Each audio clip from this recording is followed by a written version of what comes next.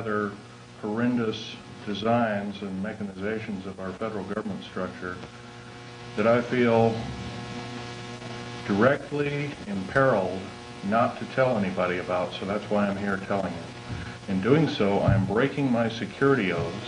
I am also guilty of breaking major federal law. How long I'll be able to do this, anybody's guess. However, I would like to mention this talk is going to be broken up into 4 main topics. And each of these topics will have some bearing on what you people are involved in, you patriot people, or even some of you people that aren't patriots that may be leaning in that way or considering it. I want you to know these United States are a beautiful place. I've traveled in over 70 countries, and I cannot remember any country that has the beauty as well as the magnificence of its people like these United States. Give you an overview of basically what I am. I started off, went through engineering school, to which half of my schooling was in the field. I built up a reputation for being a geological engineer as well as a structural engineer with both military and aerospace applications. I have helped build 2 main concern bases within these United States that have some significance as far as what is it called the New World Order. Number 1 is Dulce, New Mexico. I was involved in 1979 in a horrendous firefight with alien human type, whatever you want to call them. And I was one of the survivors. I'm probably the only talking survivor you'll ever hear. 2 other survivors are under close guard somewhere in these United States. One is not in very good shape. He's living in Canada.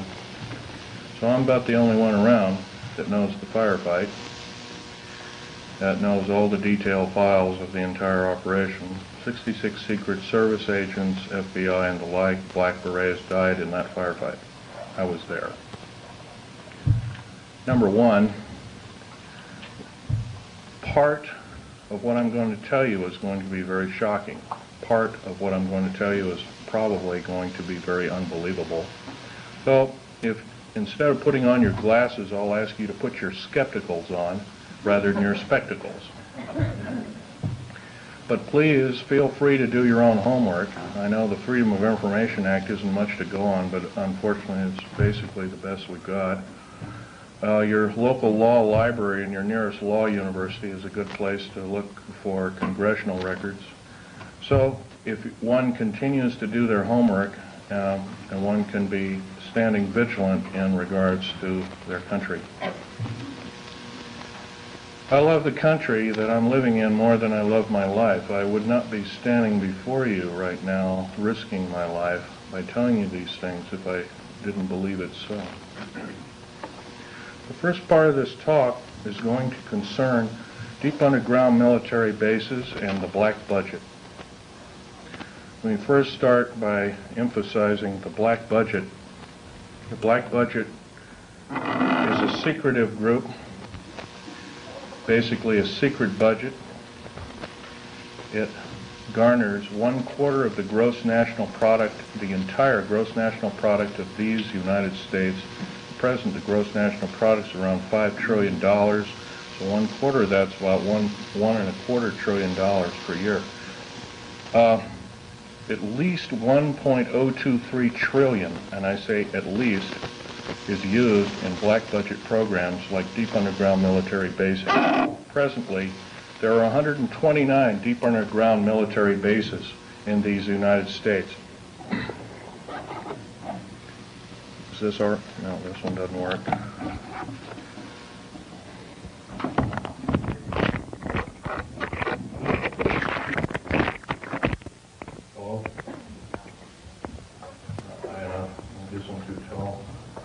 Anyway, of these 129 bases, they've been building them day and night unceasingly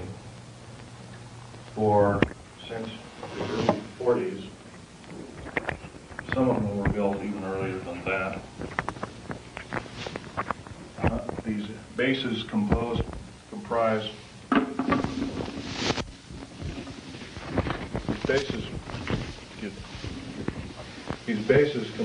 basically of large cities underground. They're connected by high-speed monorail magneto-leviton trains that can go up to Mach 2. Several books recently have been written about this activity, all of which is verifiable through bibliography. I think Al Bielek will, unfortunately, Al Bielek has my only copy is Al Bielek here, by the way? Al Bielek? Yes, please do. Richard Sauter's book, he's a PhD architect, and he alone also is risking his life by talking about this. He worked with a number of government agencies on deep underground military bases. Okay, there are 129 of these in these United States. In and around where you live, in Idaho, there are 11 of them. It's a very large number. The average depth of each base is roughly a mile deep. They are basic whole cities hollowed out underground.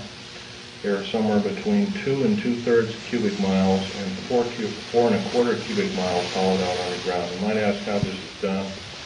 Well, right now they have laser drilling machines that can drill a tunnel 7 miles in one day. Obviously, we the public have been misinformed and not told about this. So unfortunately, I don't believe these things. The black projects, as we know them, sidestep Congress, which is illegal. Right now, the New World Order is depending upon these bases, and if I'd known it was the New World Order involved, I wouldn't have had anything to do with them. I was lied to rather extensively. So. Basically, the technology as we know it, for every calendar year that goes by, every 12-month calendar year, the military technology increases about 44.5 years. This is why it's easy to understand that back in 1943 they were able to create through vacuum tube technology,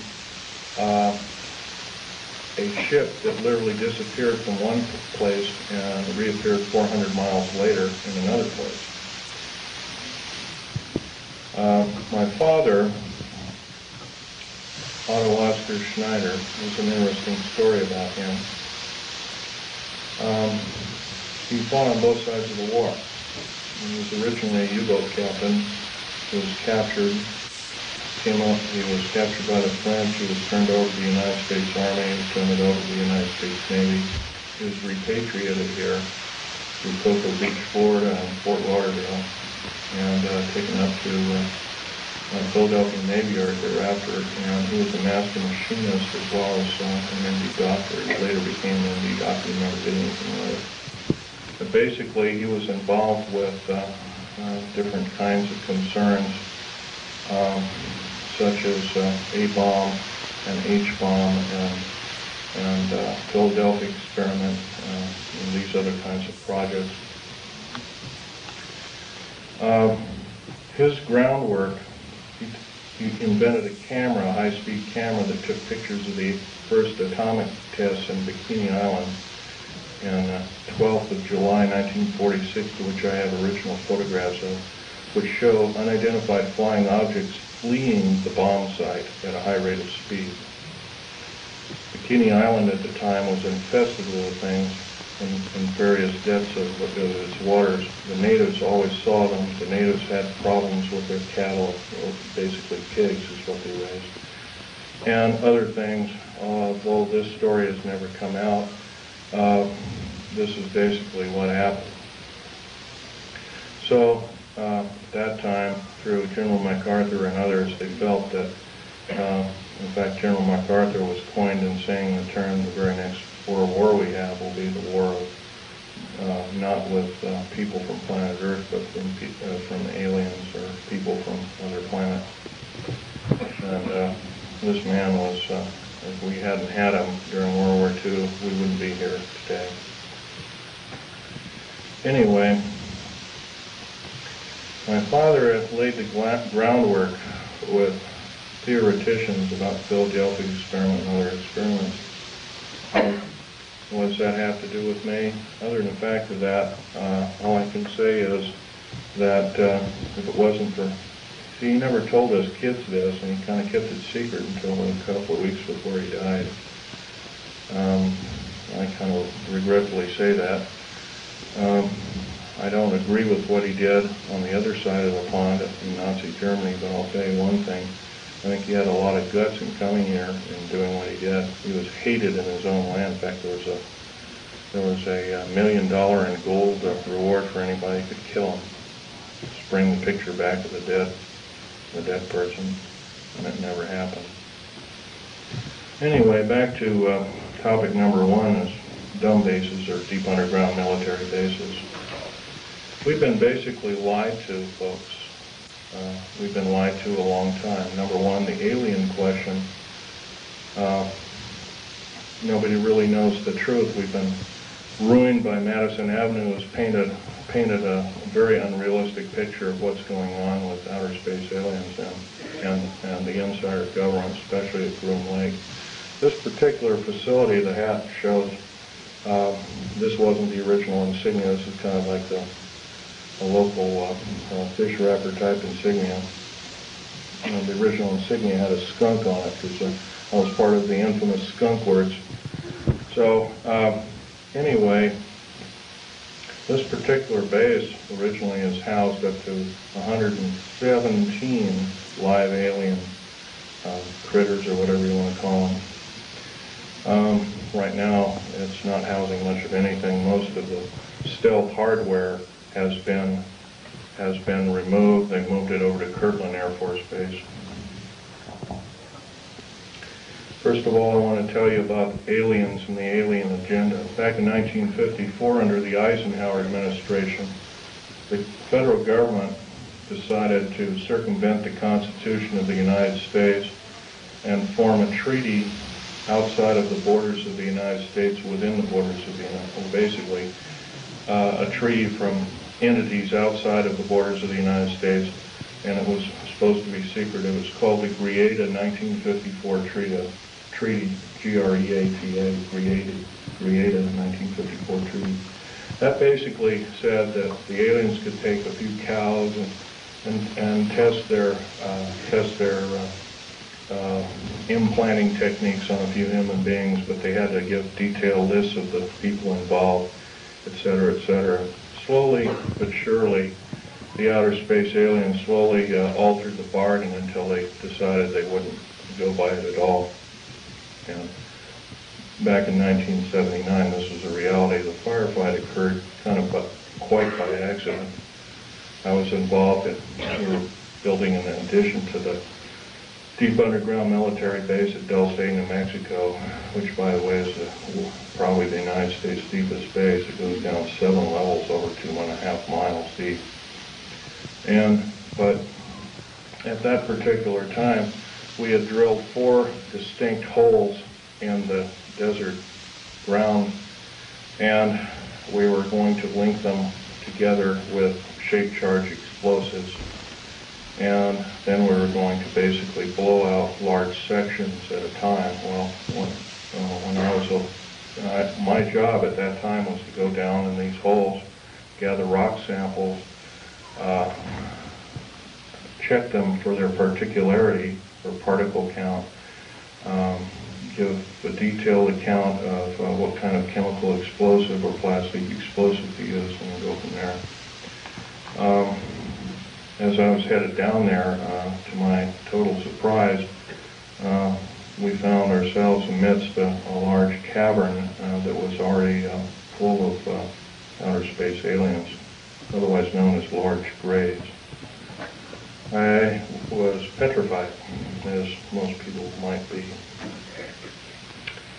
The only thing I could think of doing at the time was shooting at them. I killed 2 of them, but by the time I could reload and refire at that time, I had a Walter PPK pistol. I was an engineer, so I didn't feel I had to carry a gun underground. And I always carried this particular one. It's nice and small, and it's quite effective. But anyway, I killed a couple of these things. And at that time there was several other groups of people down there. It's about 30 people total, and 30 to almost 40 or more came down there, and they all got killed.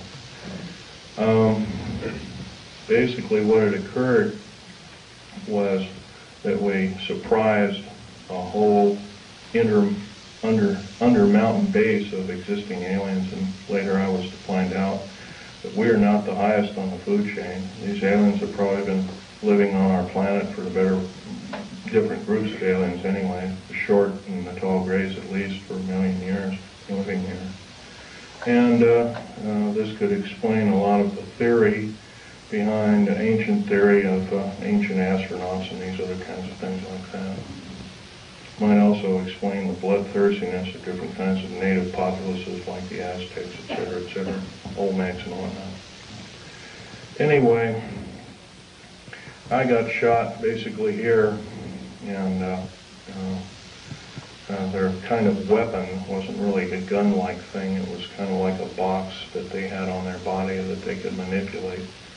And it burned a hole in me, and it split my ribs apart, and kind of gory and all that kind of stuff. But anyway, it also gave me a high dose of rather nasty cobalt radiation. And I have cancer to this day. It's probably a result of it, although I can't prove that.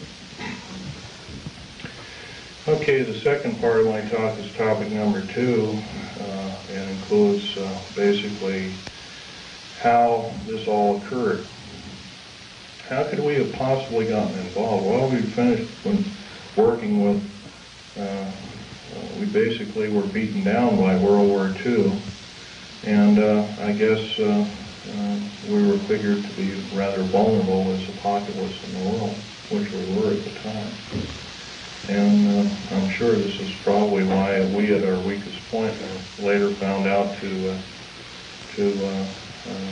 be vulnerable indeed, and so we were basically attacked. And of course, I think some of us, how many people here are familiar with the crash at Aztec, New Mexico? Raise your hand. Okay, in 1947, sometime in July of 1947, there was a large crash of a flying saucer. I believe it had 7 or 8 alien critters, or whatever you want to call them, aliens in them. 1 survived, and I believe 6 or 7 were, I don't know the whole story about the whole thing. And one of the artifacts I have here on the table was when I was a young child. I was about 14 at the time. I had a friend of my father was Sir Johnny Rawlins. He had a British Naval Intelligence, and I asked him if I could have a piece of metal of this crashed disc, and my father protested violently. But anyway, Johnny Rawlins said, "Sure, I can give you a little piece," and he gave me a little piece. I've had them in my collection ever since. That was kind of like the small start of a collection. But other than that, UFOs really wasn't my bag until I started work at Area 51, which is in the Nellis Air Force Base north of Las Vegas, Nevada. Going back in 1979 in a firefight, it took me about 2.5 years to recuperate, enough that I could go back to work. But I did. I survived, and I went back to work. Through Morrison Knudsen at EG&G, and Bechtel and Page and Page and other construction outfits at the time. Anyway, at Area 51, they were testing all kinds of very peculiar spacecraft. I think you're also, how many people here, for instance, are familiar with Bob Lazar's story? Good. That's a good group indeed. I'd suggest more of you buy his or obtain his tape or borrow his tape and read some of the publications. He was a physicist who worked at Los Alamos National Laboratory at Area 51, trying to decipher what was the propulsion factor of basically these alien spacecraft, these disks and other kinds of type of craft. So, but there's another thing I want to talk to you about other than all this stuff about deep underground military basing that might be effective. We're all basically here as kind of like a captive audience, except that we're all worried about the strange activity of our federal government. I'm very worried about it. They've stonewalled senators. They've lied to the public. They refuse to tell the truth in regards to the alien matters. I can go on and on. That the list is it would take longer than there are days here, let alone minutes. So I can tell you that, in all respects, I'm rather disgruntled that since I used to be a rather high-ranking worker in our federal government structure, I'm very disappointed in the activities of our federal government, very worried. For instance, to run by several topics to you. Recently I happen to know somebody that lives in and around, I live just south of Portland, Oregon. I know somebody that works at Gunderson Steel Fabrication, and what they do is they make railroad cars. And a fellow I know, I've known for the better part of 30 years. He works there. He's kind of a lead welder and engineer. He's kind of a quiet type, and he came in excited to me. He called me up, and I met him, and I tried to calm him down quite a bit. But he told me, he says, well, they're building prisoner cars. They're going to, looks like everything you've been talking about the federal government is starting to happen. And he was real nervous about it. And I said, slow down, Bob. So anyway, he told me what was happening. He mentioned that Gunderson has got a contract with the federal government to build 107,200 full-length rail cars, each with 143 pairs of shackles in each car. And there are 11 subcontractors in this giant project, and supposedly Gunderson got over $2 billion for the contract. Bethlehem Steel, there's different steel outfits or different fabrication outfits across the country are building them. Anyway, I says, hey, this is a nice, fantastic story, but how does it pertain? And he says, well, I got to show you one of these cars. So we did. We went to the rail yards in North Portland. I call it Graffitiville, USA, because it's wall-to-wall graffiti. And there's a new car, and he popped open the seal and slid the door back, and there they were. Boy, he wasn't wrong, and it's scary. Now, if you multiply 107,200 times 143 times 11, you'll come up with a monster figure of about 15 million. 15 million is about the number of interested people that I would consider patriots of these United States, and other interested people that don't like seeing what's going on with our federal government, that want to do some serious changing but can't do it. See, no more can we vote out our elected officials. They become kings and queens over us. And I hate to say this, folks, but our present structure of government is not democracy at all. It's technocracy. And it's a form of feudalism. It has nothing to do with the republic. To the republic for which it stands, one nation under God. These people are godless. They've voted out, they've legislated out prayer in public schools. First of all, the public school system is a disgrace, but here they voted out prayer. It used to be before you started class in grade school, you'd have a little prayer. That's kind of a neat thing.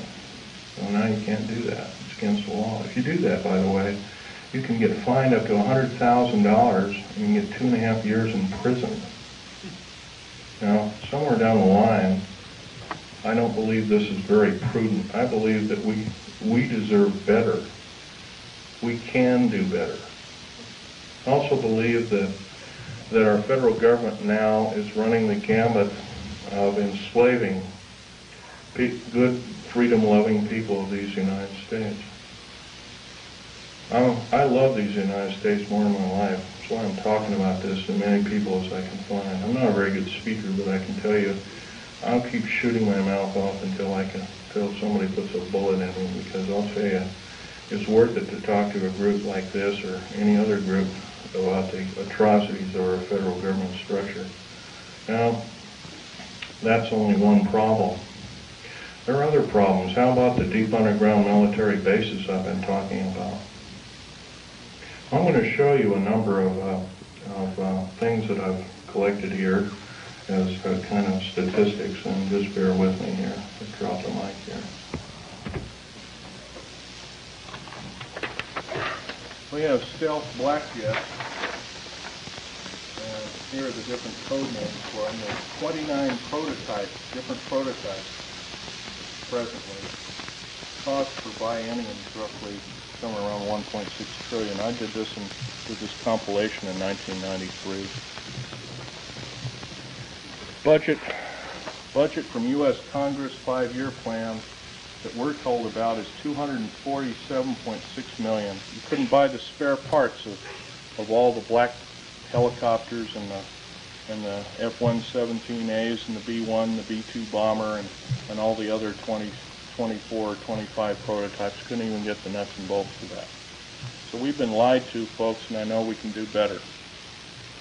Black budget garners this figure, roughly $1.25 trillion every 2 years. Trillion. I'm not talking billion, folks. Trillion. If you don't know what a trillion is, it's 1,000 billion. It's a big number. If you were to regard that in dollar bills, it would be 11 tons of dollar bills. That's how big a trillion is. Okay, the black budget literally means hidden budget. The U.S. Congress never sees the books of this clandestine pot of gold. Contractors of stealth, and I've listed quite a few here. EG&G, Westinghouse, McDonnell Douglas, Morrison-Knudsen, Wackenhut Security Systems, Boeing Aerospace, Lorimar Aerospace, Aerospatiale of France, Mitsubishi of Japan, also Mitsubishi Heavy Electric Industries, Ryder Trucks, Bechtel, IG Farben, that's a chemical company, plus a host of hundreds more. Is this what we're supposed to be living up to as freedom-loving people of these United States? I don't believe so.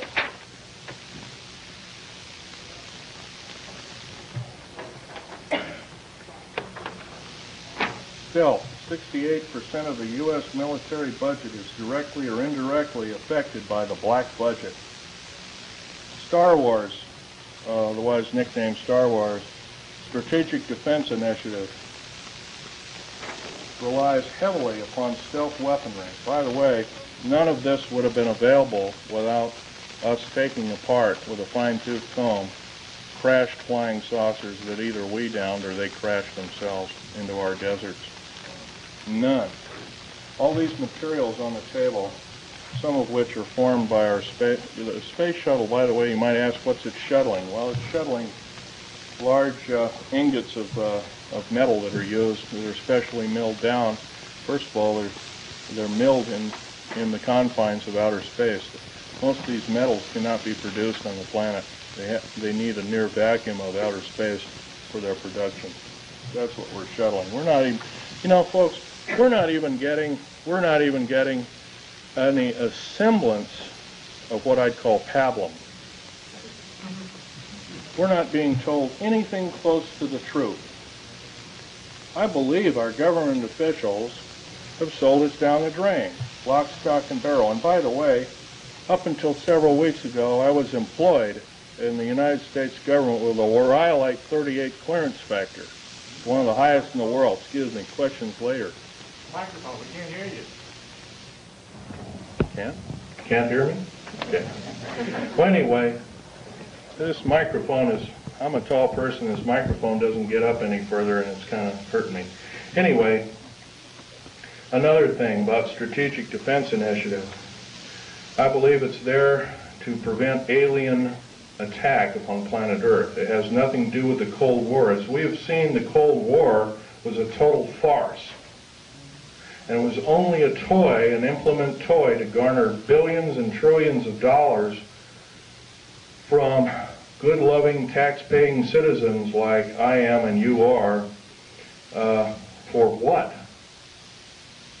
I don't mind a defense initiative against attack from, if it be from a real threat. But I sure hate to be lied to about there being this kind of communism and that kind of communism, and when we all find out the whole thing has been planned lock, stock, and barrel for the last 75 years by an intergovernmental group, I guess then we kind of know which side the bread is buttered on.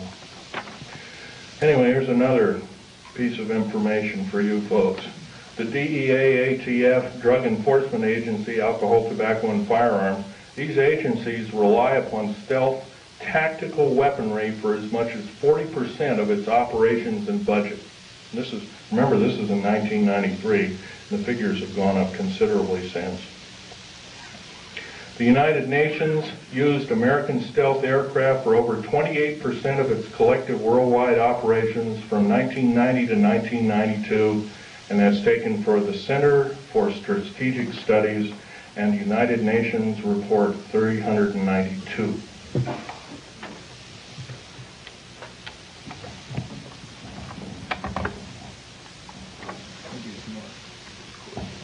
Yeah, I would appreciate that, because I'm having to bend over here and it really hurts.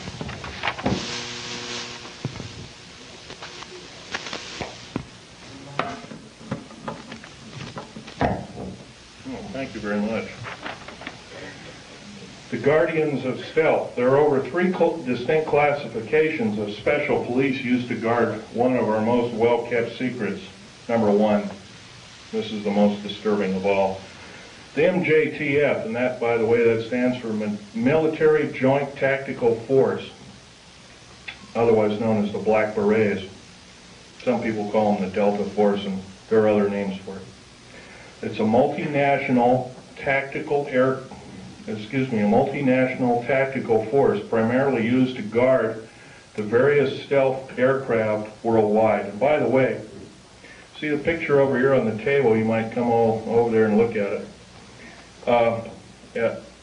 After the talk, you might do that, or during the break. You'll find out a nice picture of it there. There was 172 of them built. 10 of them crashed or were crippled. Something went wrong with them. So there's roughly 162 or 3, I can't remember at last count. We gave them away, the federal government gave them away. Bill Clinton signed them away about 6 weeks ago to the United Nations.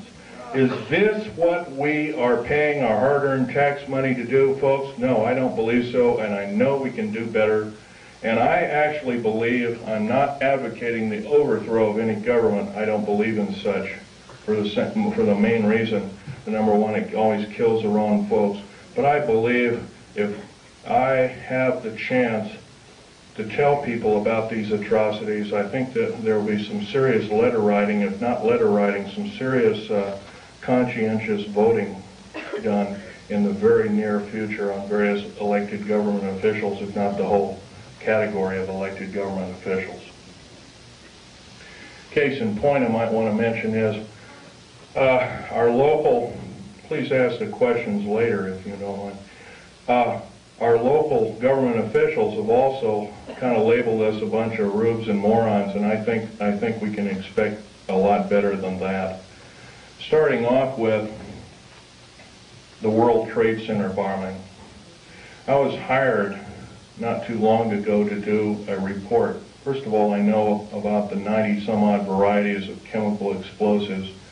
First of all, I looked at the pictures that were actually taken right after the blast, and the concrete was puddled and melted. The steel and the rebar inside the cement was literally extruded up to 6 feet longer than its length. And there's only one weapon that can do that, and that's a nuclear weapon. And that's a construction nuclear weapon. So obviously the people that they're looking for, that they say was a nitrate explosive that did the damage, they're lying 100%, folks. The people they have in custody probably didn't do the crime.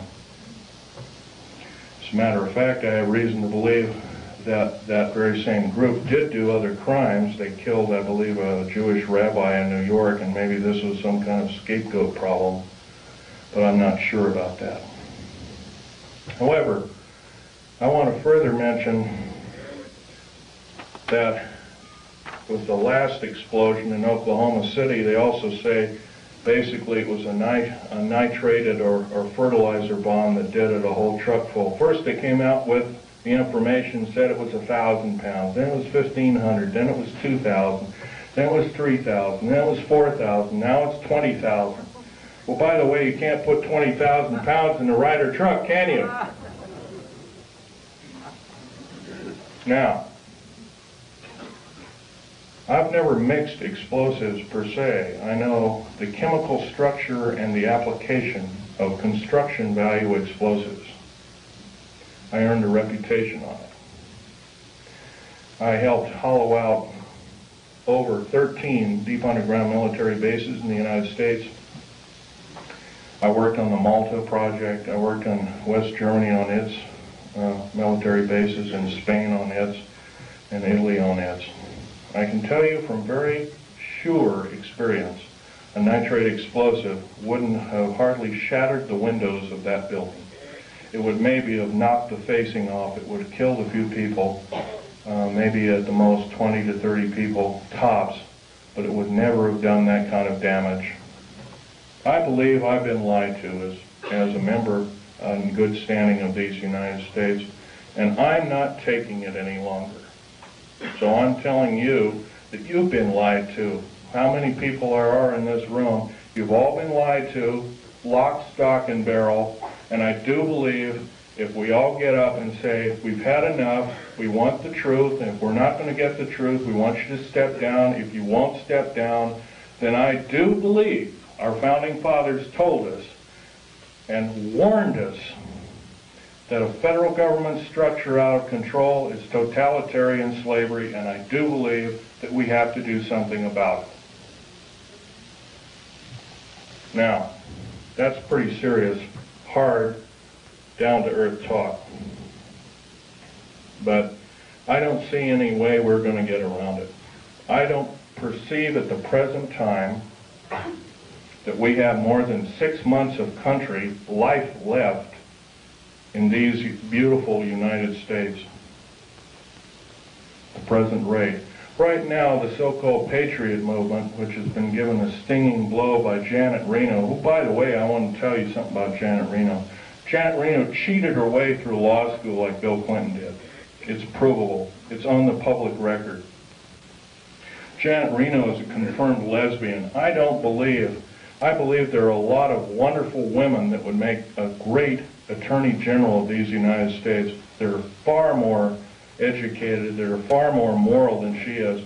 I would hate to think how we are being hoodwinked by such evil people. We are the laughingstock of the world, and I do believe I can qualify myself by saying I'm a tired American, and I'm now speaking out. I think we can do better. I think these people of these United States, mostly older people above the age of 45, are now seriously worried about their own future. And I'm going to give you a run by some scenarios here that are scary indeed.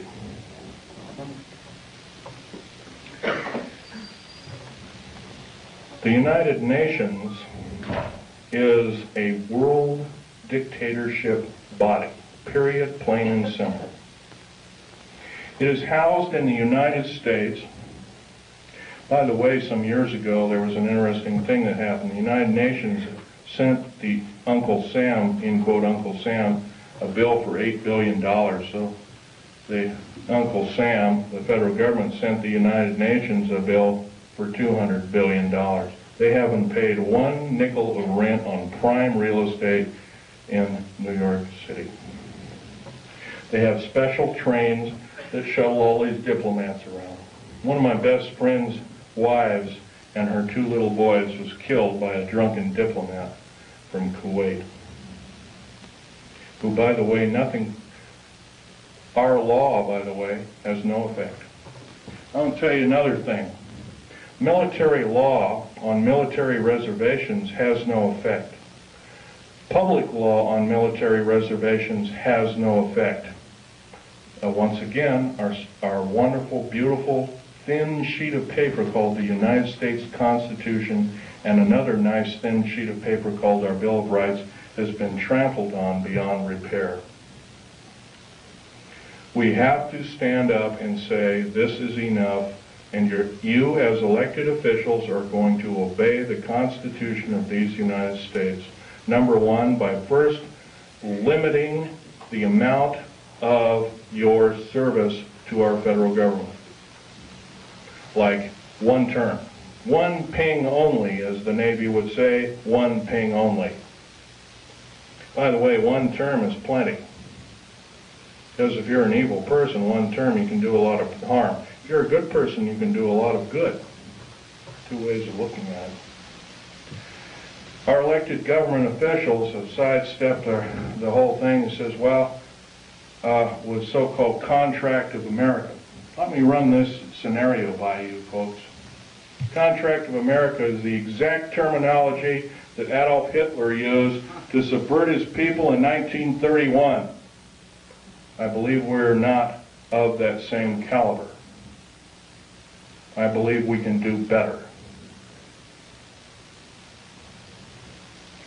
Another thing, the contract with America is a last-ditch effort by our federal government structure to tear away the Constitution of these United States and the Declaration and the Bill of Rights.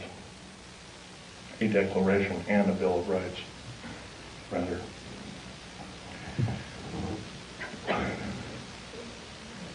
Reading these wonderful pieces of paper that were somehow have protected us from economic and other forms of slavery, I doubt if there's more than 50 people in this room, including me, I hate to say, has not seriously read the U.S. Constitution. That's a national disgrace. I'm beginning. I picked up a book out of a library and I photocopied it. I'm reading it extensively.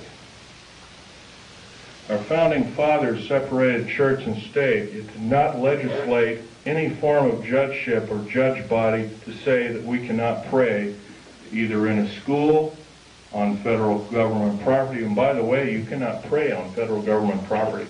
If you do so, you're in violation of federal government standards and laws. And you can be guilty of a $100,000 fine and 20 years in prison. I do believe the people that are now in charge are atheists. And if they are not atheists, what are they? I think we can do better. Another thing I want to blow by your ears is the fact that a lot of you have probably seen in different areas black helicopters. There's over 64,000 black helicopters in these United States. For every hour that goes by, there's one being built. Is this the proper use of our tax money? I don't believe so. What in the heck does the federal government need 64,000 tactical helicopters for if they are not trying to enslave us? I doubt if the entire military government structure needs 64,000. Worldwide, supposedly over 230 countries. I doubt if all the world needs that many helicopters. Stealth aircraft, for instance. The F-117A, there's 157 of the son of a guns going around. You know their sole purpose is? They're all loaded with LIDAR, L-I-D-A-R, and SEER, computer-enhanced imaging radar. They can fly over your house. They can see you walking from room to room. They can tell if you've got an old antique rifle on your mantelpiece. They can see objects in the house with a variation limit and capability of 1 inch to 30,000 miles. That's how accurate this is. Is this the proper use of our tax money? I would say not. Now, I worked in the federal government for a long time. I know exactly how these people handled their business. Every time I did a job, worked in a federal government installation, I was given a battery of 17 psychological and 8 other forms of tests. First of all, we're supposed to be the militia, but somehow up jumps the Brady Bill and other evil bills like it. I don't agree crazy people should be shooting firearms, but on the other hand, I do believe in vigilance. And vigilance is guided by a good spirit who knows the difference between right and wrong, who loves God, who loves talking to God, regardless of what religion we are. And by the way, there's probably in this room, there's at least a dozen different kinds of religions. I might be wrong. But I'll tell you, they're all good. God doesn't respect what religion you belong to, contrary to what you may have been told. I can tell you, though, that if we were to allow the atheist federal government structure to enslave us, we won't have this opportunity any longer. We have to do something about it. How are we going to do something about it? Well, some of us are attorneys in this room, perhaps, maybe one or two of us. Maybe somebody works for an attorney. Maybe somebody knows somebody who is a good attorney. I know that seems like a hard number to come up with, but there are a few of them out there. Maybe somebody knows a senator or a congressman or has had help by such.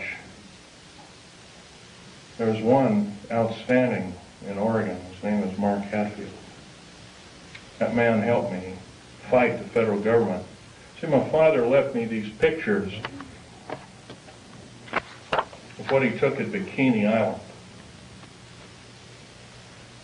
Operation Crossroads.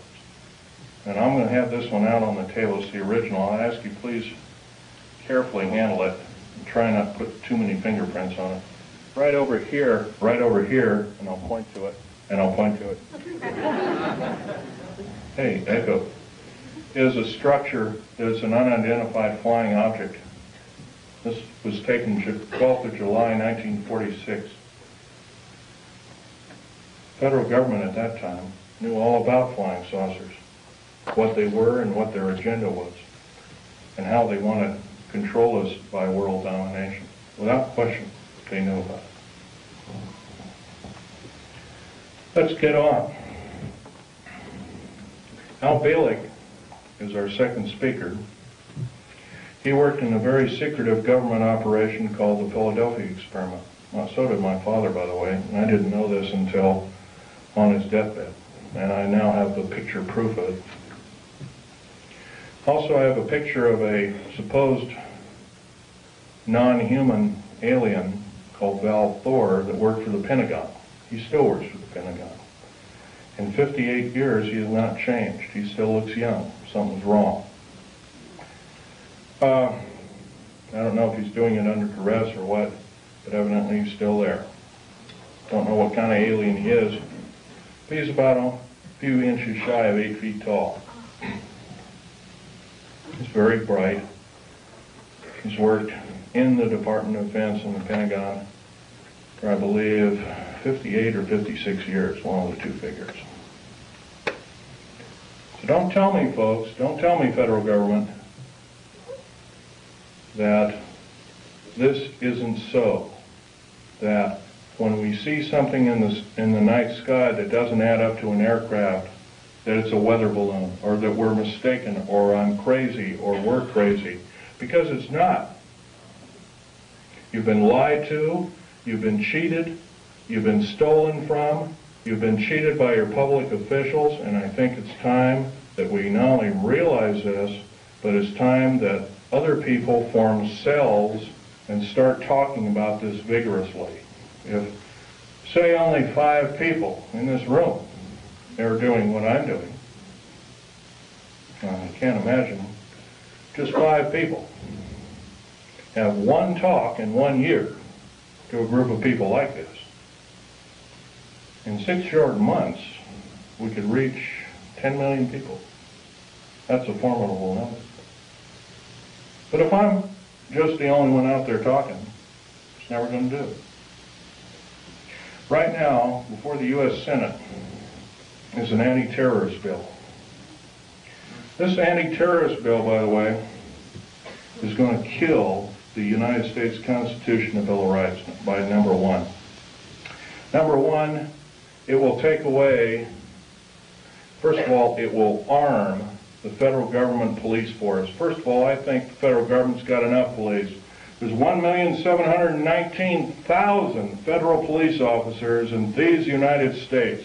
That is more that was in either Germany during World War II or Russia under Stalin and Beria. Now, at the present moment in time, 7 weeks ago in Nellis Air Force Base, and a year and about a month ago, about 13 months ago, because I was there at that time, we entertained the United Nations and the Russians and showed them Area 51, which is supposed to be our most secret military base. What is going on, folks? Tell you what's going on. We're being sold down the river. We've got to do something about it, otherwise we will not see this country go on as the United States, and I don't think we'll see it go on for a year. I'm saying I don't believe I will see it go on as a country in 6 months at present. Because if the federal government has created the World Trade Center bombing and the bombing in Oklahoma City, which is extremely tragic because it killed probably 40 or 50 children. And by the way, I have absolutely no use for a person that hates children. Our Attorney General, Janet Reno, hates children. She hates men, she hates everything but maybe her own kind. And by the way, if anything is outer space alien, it's her. And Bill Clinton. Well, Bill Clinton is just another big liar out there. But Janet Reno, I can't forgive her for what she's done. She's done more as a singular intergovernmental official to destroy this country than any other individual, believe, since the great traitor during the Revolutionary War. What was his name? I'm trying to think. What? Arnold. Benedict Arnold, there we go. Probably find out she's probably distant relation of some sort. Now, what can we tell our government, trusted government officials? I know how rare those are. They're an endangered species. Well, they can first start by getting a bill going that requires all government officials to register. I mean, if they're going to ask us to register our guns and our rights, they have to register their rights. They can register their rights and their guns and their legislative ability through one kind of referendum, number one being they can limit the amount of years that they're in office. If they cannot do this, by the way, if a contract with America, by the way, is really a contract, and all the politicians, or the Republicans or Democrats or whatever you want to call them, to me that's just a label, they left one thing out of a contract. Say you buy a car, or buy a house, or buy something on time, and it's got 10 parts to the contract, and one is scratched out after you've signed the contract. By the way, it's null and void. You don't owe anything. You may even be able to keep the property. By the way, the contract with America is not only illegal, but it's asking us to change the bargain. The only damn things that change the bargain are the damn outer space aliens, etc., etc., and evil people. I think we can do better than this. Now, another thing we can do is require all politicians basically to accept no PAC money of any kind and accept no money from a salary, and that all government officials be basically put on kind of like a selective service. Everybody has to serve in some part of a government structure to some degree. And it's a voluntary thing, and if you've done right, you get paid for it. And if you're not done right, then there are other ways to make sure that you will be punished accordingly. If we did these kind of things, if we were prudent, if we thought everything out, because I'll tell you, the only thing that doesn't need changing in any way, shape, or form are the two pieces of paper, one the Bill of Rights and one the United States Constitution. Those two thin sheets of paper have kept us from totalitarian slavery, or worse, for over 200 years. And now they're being seriously threatened by a minority few people who want to reign over us, who want to kill us off, who want to cause us great bodily harm. You realize, in my field, I couldn't even, if I saw something wrong, and I did many times, I had no way to blow a whistle. That's not what our founding fathers taught us. That's not what they laid down in sacred writing, almost sacred writing, I might want to add. We can do better. If we are really the government, if we are really the militia, then we have to stand up and we have to make ourselves known that this will not be tolerated in any way, shape, or form, and it must cease and desist. And if we are challenged, then so be it. Then we are challenged.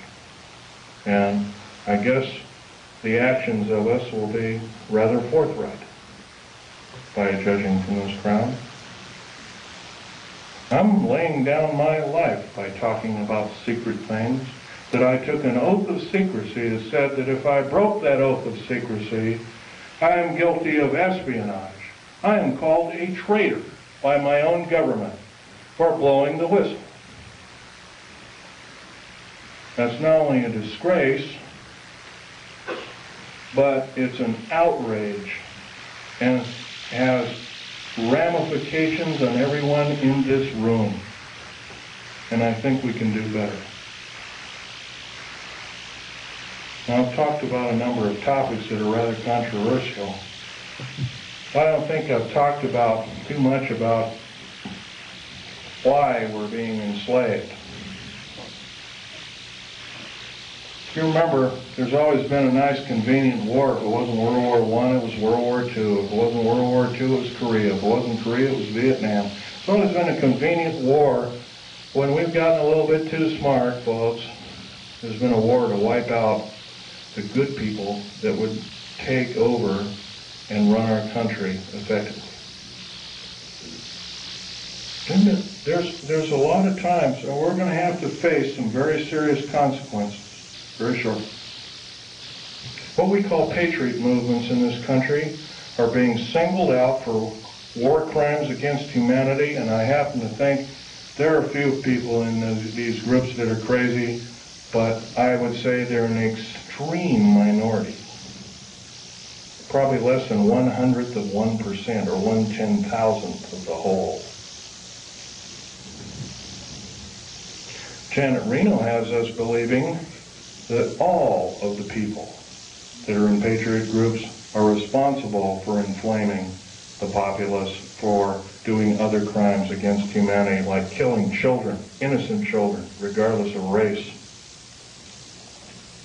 The unspeakable thing that happened at Oklahoma City is a wake-up call. If we do nothing, if we decide to stuff our gut, say, well, I don't have to do anything today. I can watch this show on TV or that show on TV. I don't have to talk about, I'll let Phil Schneider or Al Bielek or some other person talk, Bo Greitz or some other person talk about it. Let them do it. If we act this way, folks, we're not going to be around very long. If you got rights out there, you might as well start enjoying them like you've never enjoyed them before, because pretty soon we're not going to have them. We got the wonderful freedom of movement. Driving down the road, and you don't have to show your ID, but slowly that's changing. There's legislation right now in the United States Congress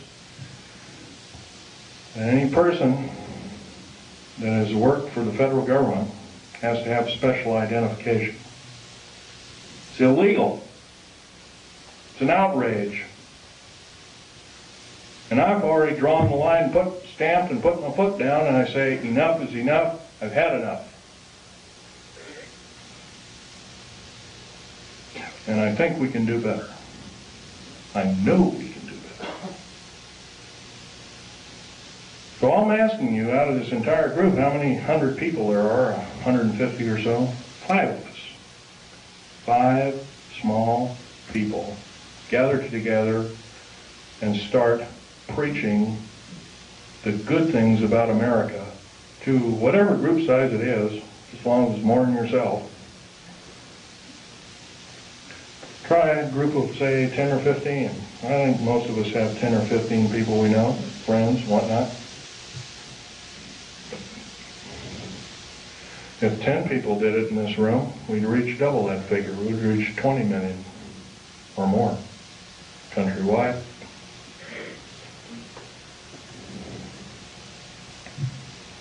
What do we have to do? We have to stockpile weapons and all these other kinds of things. Trouble is with revolutions, they always end up killing the wrong people. Unfortunately, it's starting to look like that might have to be the only scenario to get these parasites off our back.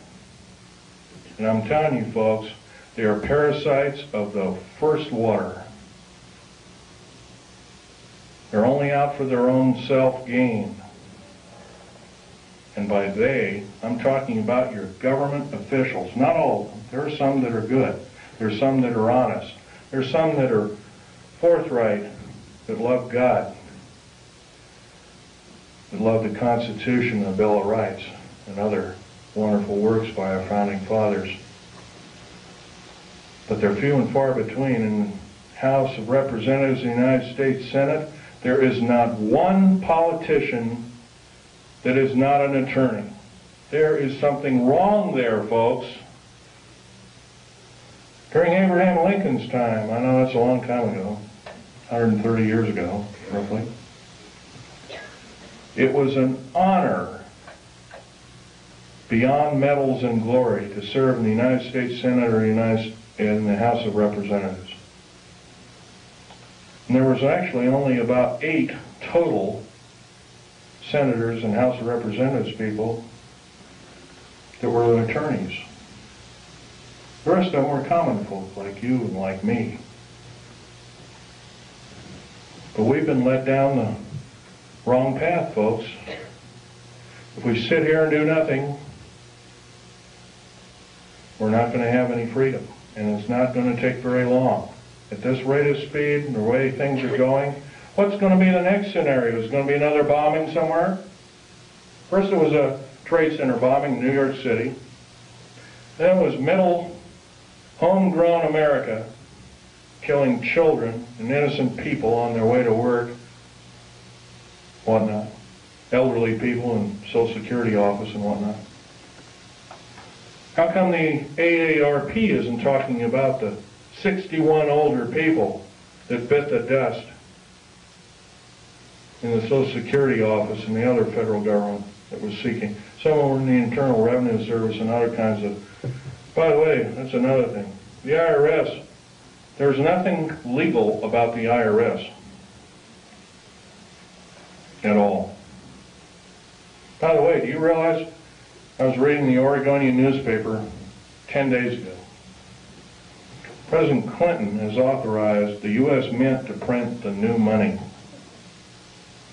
They've already printed about $3 billion of it.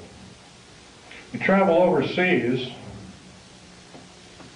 you get this pink-looking thing with a picture of a president on it, and a similar thing that the insignia is a little off-center. done that way. On either side of this bill is a UPC stripe. No, sir. I don't believe in having the mark in my hand or in my forehead like the Bible taught me. But it's coming, folks, if we do nothing. It's coming as sure as I'm standing here telling it to you. And it's probably going to be here in less than 2 years if we do nothing. And this is I'm actually downplaying it. It could be a lot sooner. Federal government right now, with their high tech, has invented an earthquake device. I have reason to believe that the earthquake in Kobe, Japan, by the way, I'm a geologist, I know exactly what I'm talking about. There was no pulse in the pulse wave. There's supposed to be a pulse wave in any earthquake. There was none in the Kobe, Japan earthquake. None. In 1989, in and around San Francisco, there was an earthquake. There was no pulse or pulse wave. That is a Tesla device. Nikola Tesla invented it, and he did it not out of evil, but he was trying to make a device that could be accurately used for construction and building of buildings and that kind of thing. It's been taken for evil, though, guaranteed. I want you to know that the black budget programs throughout these United States have subverted science as we know it. What's AIDS, for instance? I'll tell you what AIDS is. AIDS was invented by the National Ordnance Laboratory in Chicago, Illinois in 1972. It was a biological weapon to use against the people of these United States.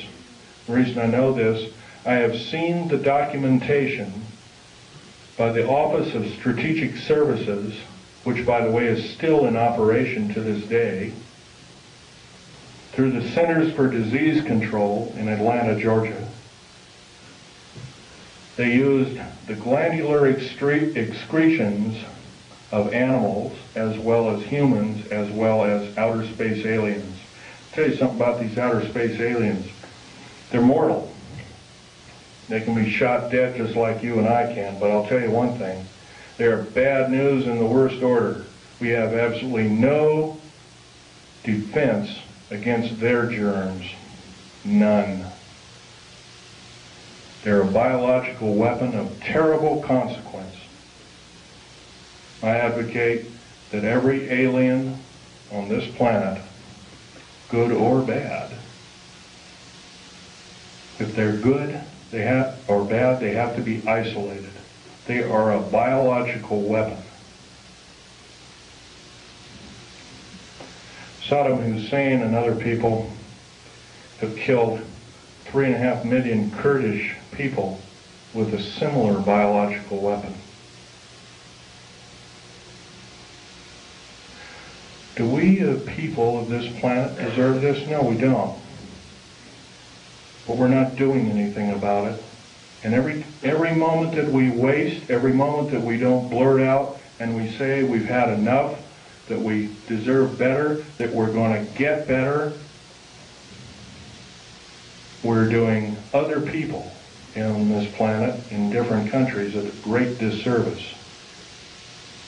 Right now I'm dying of cancer related to work that I did for the federal government.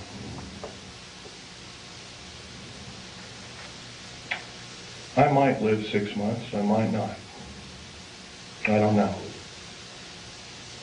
I'll tell you one thing. If I keep speaking out the way I am, maybe God will give me the life to talk my head off. I will break every law that it takes to talk my head off. I love my country and its people more than my life. 11 of my best friends in the last 22 years have been murdered. 8 of them called suicide. I finally got wind of one of them. Portland police is now involved in one of them. not going to mention names, before a grand jury,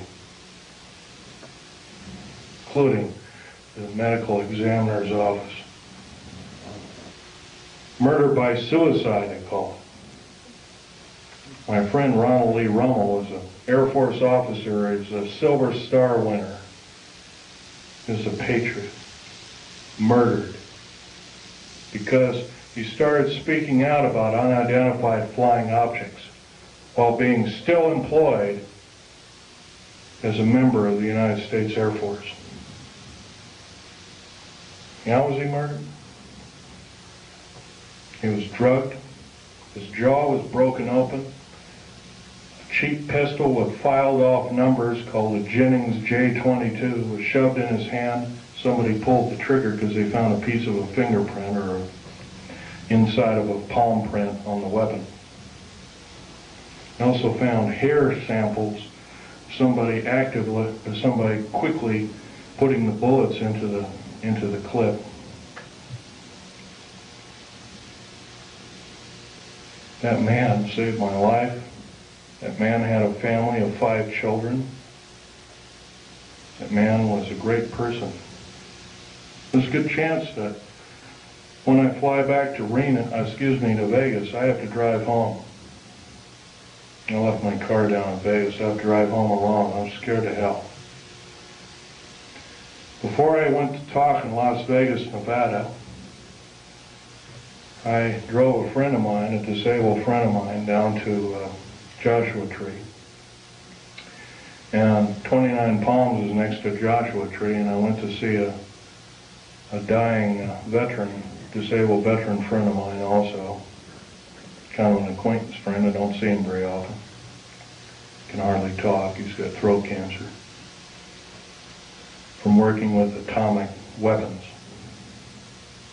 Federal government didn't want to pay for it, so he married a nurse whose father has donated enough money to keep him alive for a little longer.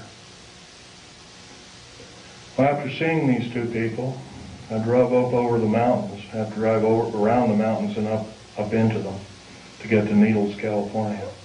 It was followed by 2 government vans, E350 vans with G14 plates, each with a couple of occupants apiece. One had an Uzi. Ready, he was loading it, because I could see it through one of the windows. They zoomed by. I knew exactly what they were. I've already spoken out. I've spoken in 19 talks to present. I've probably reached 45,000 people.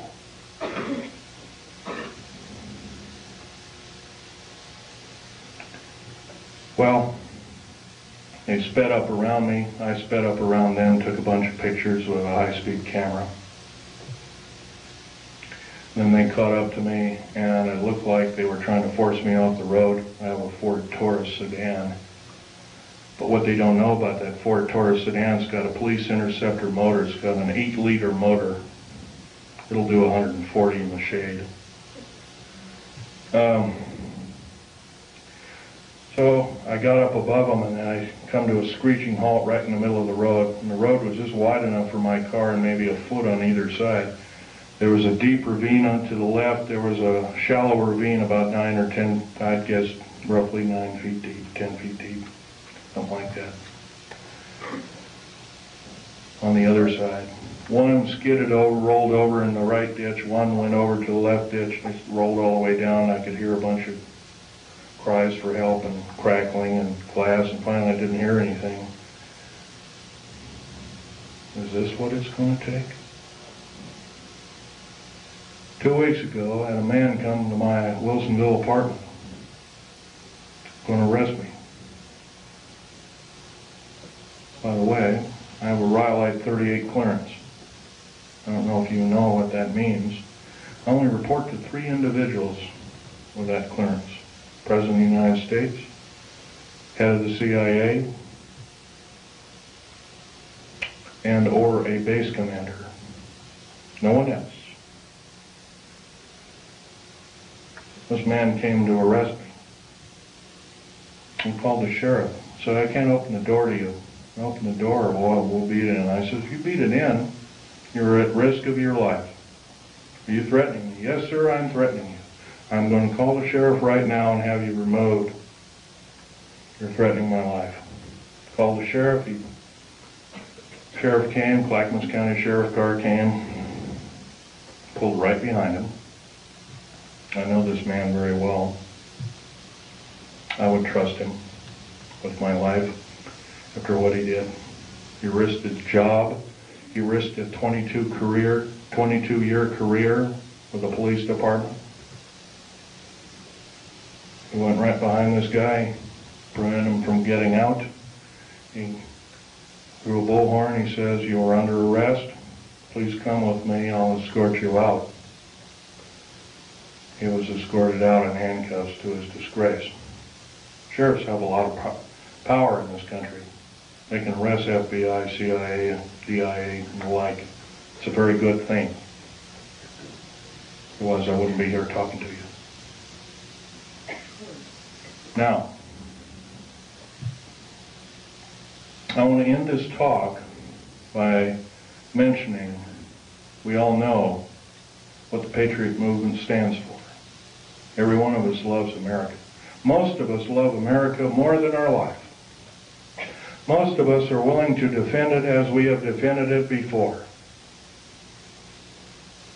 And we'll defend it again and again and again for how many times it takes until we get the objective done.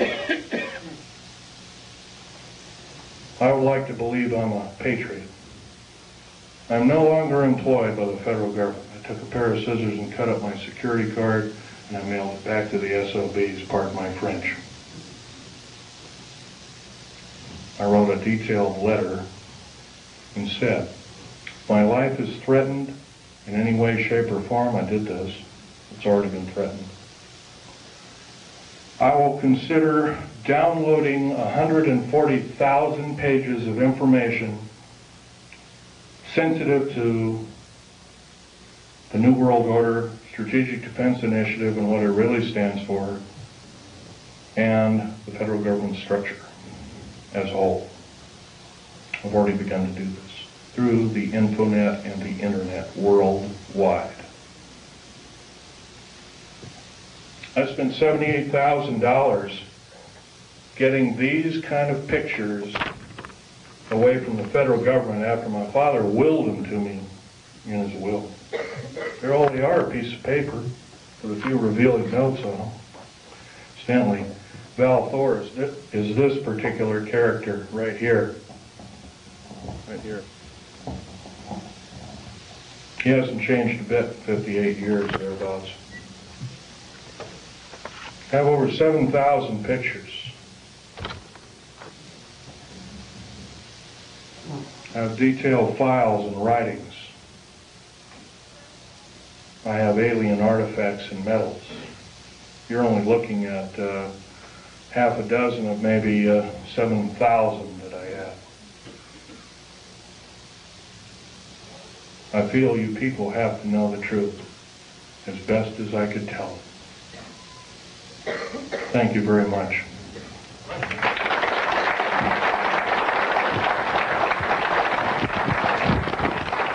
By the way, I might want to mention, if you want to look at these artifacts, try not to handle them, just look at them. And, Questions, Phil? yeah. Thank you. You indicated that you were injured in shooting of a critter. Right. Would you mind explaining to us your injury? I'll be glad to. Sorry, women folk, this is kind of gory.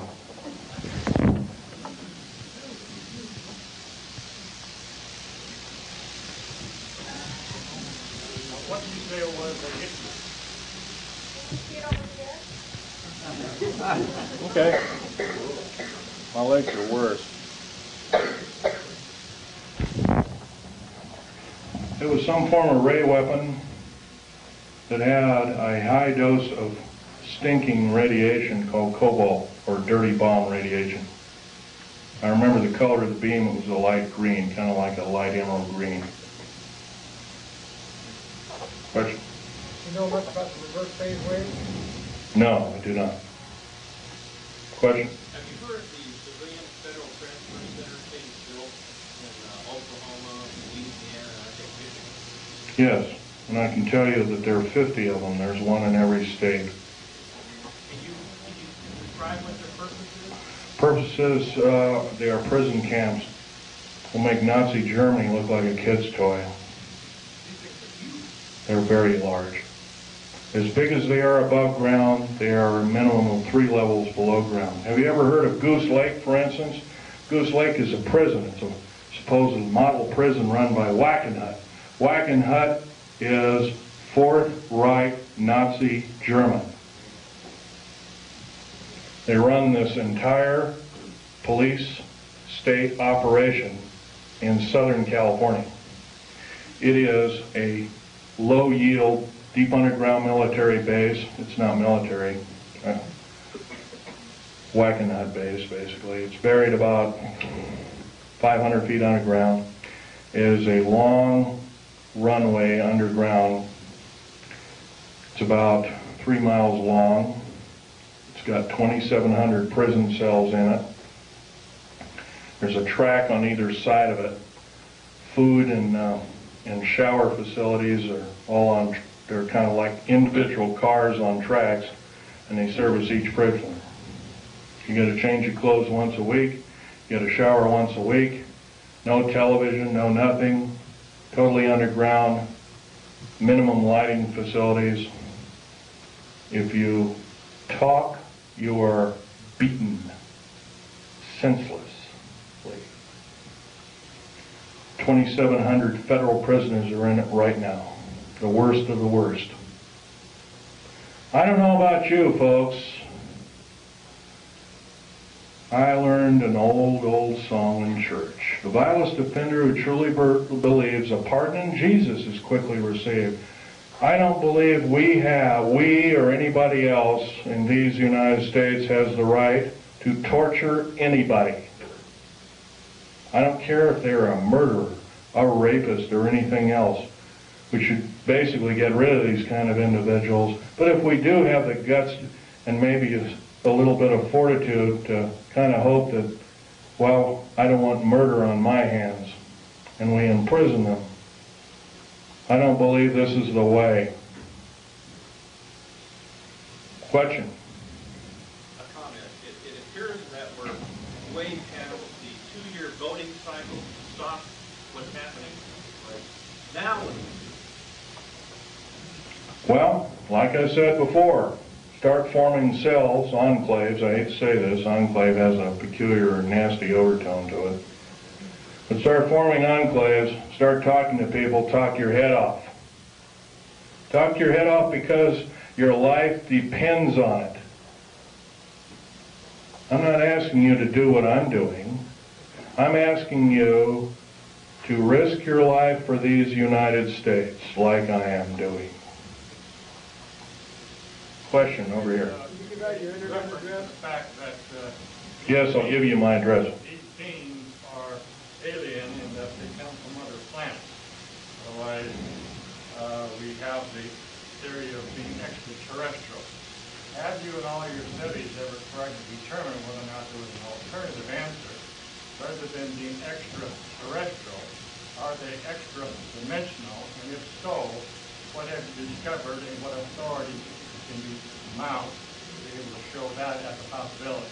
Okay, let's take one thing at a time here. Extra-dimensional, they could very easily be. Al Bielek will probably tell you about that in his talk. When we blew up the A-bomb tests, and later the A-bomb, Hiroshima, Nagasaki, and all the other tests that took place, we basically opened up a hole in time. And the reason I know this is Al Bielek told me, if you look in an early 1953 Life magazine, you'll find a picture of an A-bomb, and it was a round mushroom cloud, and through the mushroom cloud you can see black space with stars. Unfortunately, those stars don't add up to any known stars in our view. And so Al Bielek was telling me, yeah, that opened up another dimension. And Life magazine almost lost its license to print. But yeah, you're right there. Your other questions, some of which I can and cannot answer. Right now, as much information as I have, I like to say I'm a scientist, but I think that's got a kind of a bad connotation anymore.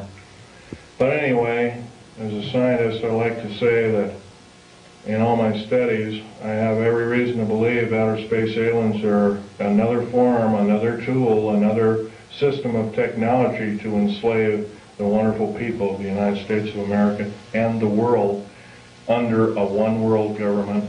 And this scenario occurred in Nazi Germany and is now occurring in the United States, and it's got to go. Otherwise, we're going to go. Next question over here. Now, what's the reason for the base? The underground? Pretty obviously, if you take all the 129 dumb bases, right now there's actually 131 of them. Take 129 or 131 dumb bases, 10% of them, roughly 14 of them, the largest.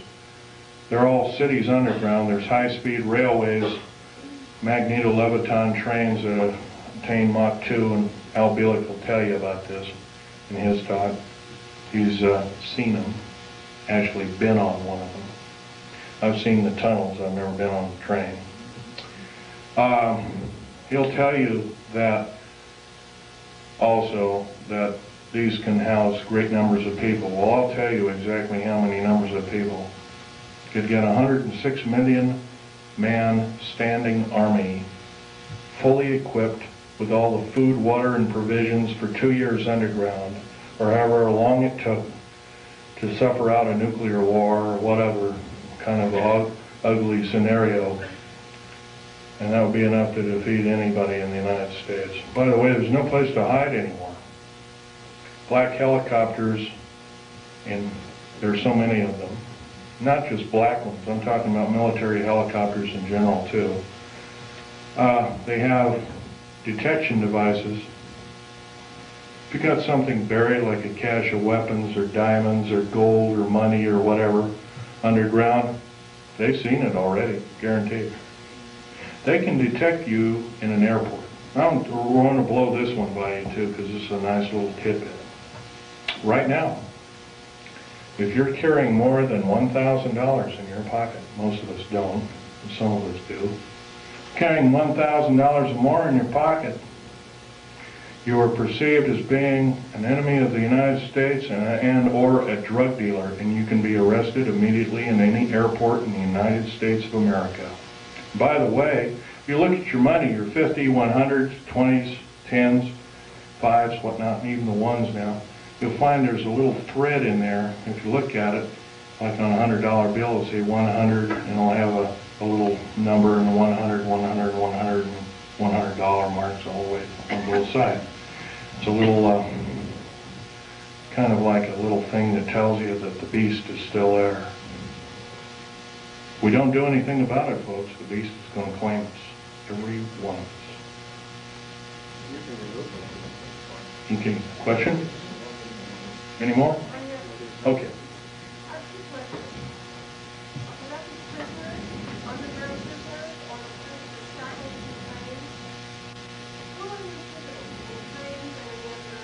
Okay, the underground prisoners right now, they're using the worst of the federal prisoners and the worst of, yeah, criminals. That's correct. And that's pretty obvious. You add up if you add up 143 per car, multiplied by 107,200, multiplied by 11 general contractors, each with a similar contract, you're going to come up with a figure that exceeds 15 million. 15 million is the number of patriots in America, number of concerned people in America, and also a number of people that could cause the federal government harm in America today, right now.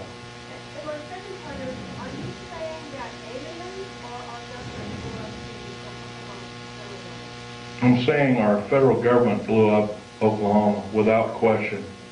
Clearly proven. First of all, what did it? If you look in the pictures of the explosion, you'll find there's a large block taken out near the elevator shaft, and there's a smaller explosion. By the way, a nitrate explosive has a maximum capacity of 20 kips worth of pressure per square inch. A kip is kilotons of pressure. 1,000 tons. So 20,000 tons of pressure per square inch, maximum. If you had the whole truck totally packed. Wow. By the way, the federal building in Oklahoma City had some pretty strong girders in it. Girders and pillars and stuff like that. The average federal building, especially a new one like this one, has a tensile strength of 200,000 kips. The only thing that tear it apart like that is either a nuclear weapon or a thermite charge, shape charge explosive. Right now, the only thermite charge explosives in these United States are military operated, and they're housed at Mather Air Force Base in California, near Sacramento. Yes? Heard there were 2 explosions still, 8 seconds apart? I wasn't really aware of that, but if there were 2 explosions, I would assume that one was either a reverberant explosion or it was an atmospheric explosion. It's on the seismograph at the university. It wasn't an echo. I'd have to look at it. It's on the back of the sheet I just handed you. Really? Okay. Right there. Okay. And this is the second explosion, is that correct? Right, they're both on there. Right together. Mm-hmm. Well, the truck bomb shows an explosion, once again, with no P wave, but it has a scalar wave to it. Could have been a scalar weapon, electromagnetic weapon of some sort. The train explosion, once again, also has it does have a P wave, but doesn't have an N wave. Therefore, it too must be a device. No, that's the train that's going by the university. Oh, it is, okay. It's going kind of by the All right. I heard the director being interviewed, and he said the same thing. There were 2 explosions, and they asked him if it could have been inside, and he said... Well, this one here that says truck bomb. No, that's not the bomb. That's a truck ride by the university. No, this, okay. It says, oh, truck and bomb, I see, okay. The 2 that are marked bomb, once again, have the configuration. It's called the squared sine wave configuration, or Crazy Ivan, as the Navy calls it. Squared sine wave with no P wave, it would have to be a mechanical device, without question. I could prove that, but it'd be kind of boring laying the figures out. Okay, another question? Yes, ma'am. How do you respond to Christians who are apathetic about saying it's all prophesied in the Bible anyway, the New World Order, the Mark of the Beast, and, I want Jesus to come anyway, so, why fight it? How do you respond to that? Prudence. What you know best to be. Pray about it. Prayer. That's the only prudence around worth saving. Next. This lady here is Okay. Is it true, do you know, if there's anything about this stuff that's going on with the leaks that are behind this past colonies online? It's quite a possibility because, for instance, the New World Order and the elite, as we call it, built and funded Hubble telescope. Remember also that telescope, the one that orbited Mars, was supposedly shut down. That was another lie, total lie. Took detailed photographs, totally mapped the planet.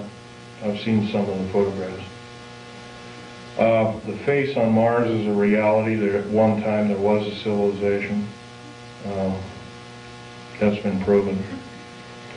Computer enhancement photograph, and it was broken down by a supercomputer, and it proved it to be a intelligent made device rather than a hunk of rock with a funny shadow on it that NASA told us. Another lie. Once again, you have to remember it. These people cannot tell the truth. In days past, they were called the sons of Belial, the ones that could not tell the truth. You have to consider them our enemy. Next, just follow. Yes, they do have bases on Mars.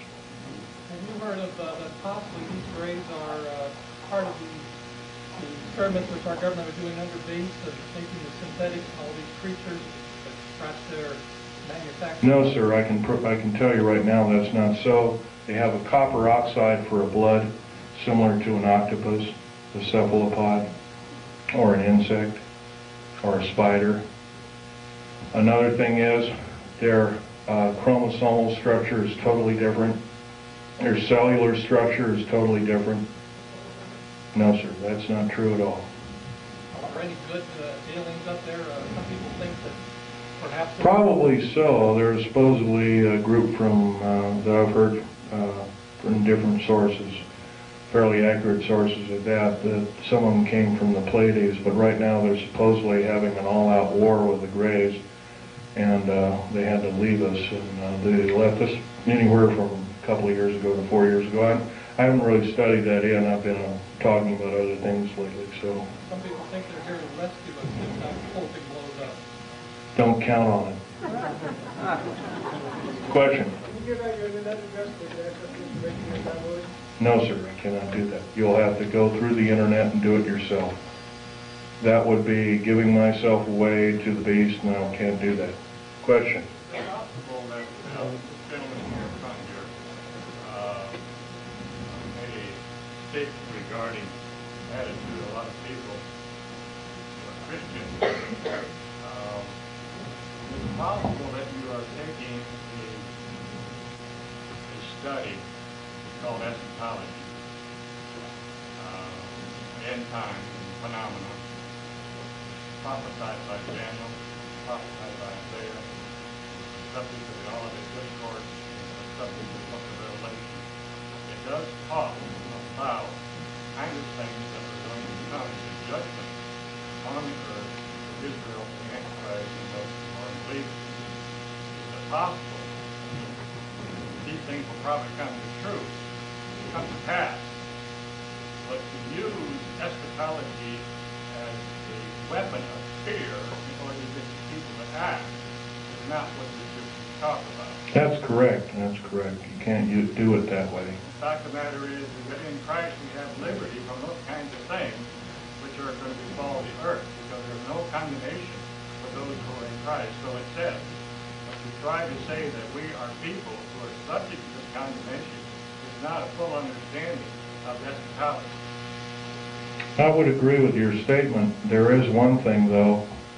I love America. I'm only one person. I'm only human. I can make mistakes. I'm not perfect. God is perfect, as much as I know. I will say one thing, though. Keep reading the Bible. It'll just make your heart purer and purer. It'll also improve your prudence and improve your state of mind overall.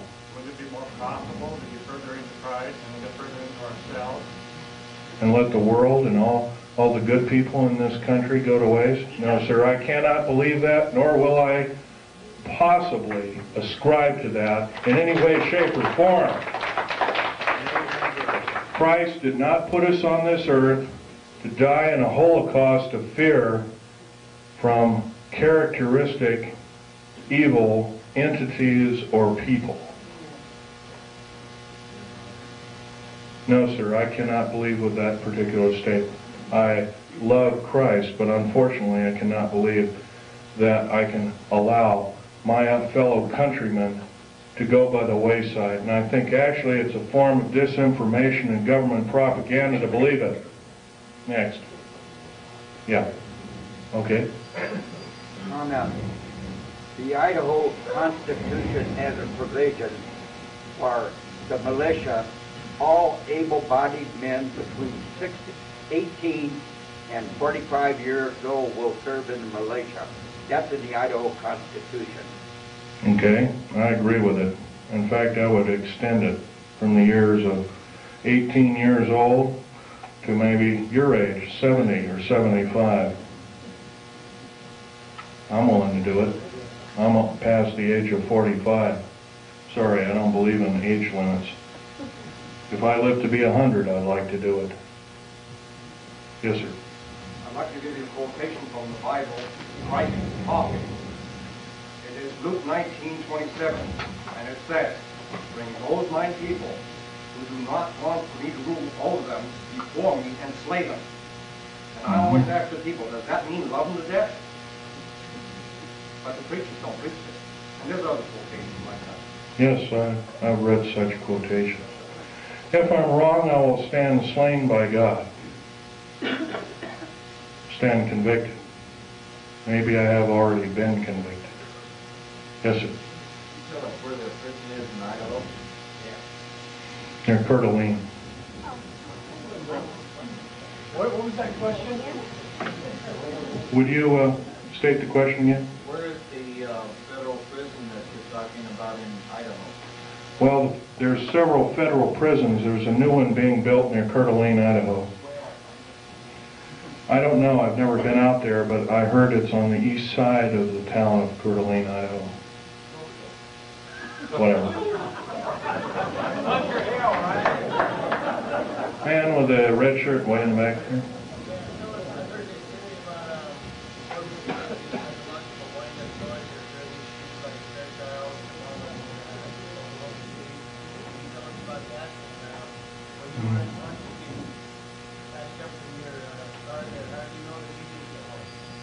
I don't.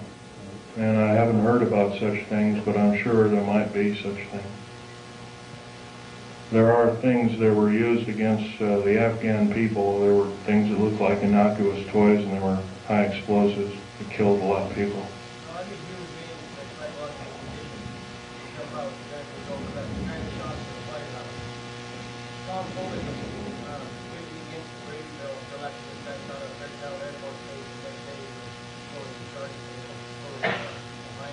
You can bet your bottom dollar that this is some form of a setup of American people's rights, without question.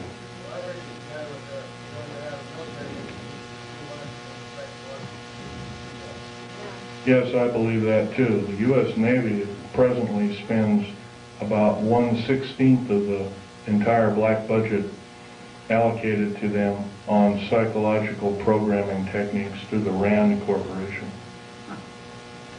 Next question. This lady. Okay. I can only take one more question, so this lady. The ones that, were victims of the bombing who did it. I don't know anyone else. I personally don't know the name of the person who did it, but... it takes the government and let them start getting this other side of it. And get, Well, this is a difficult task, ma'am. The best thing that can be done, yes, I would say yes, that is true.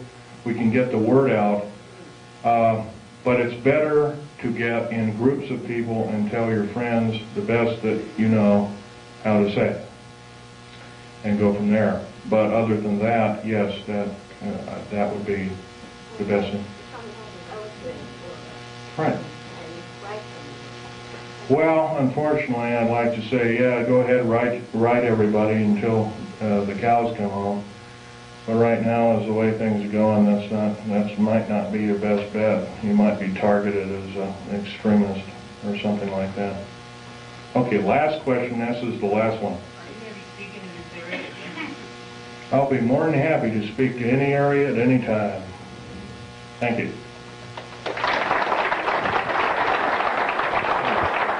May God bless each and every one of you and your families, too.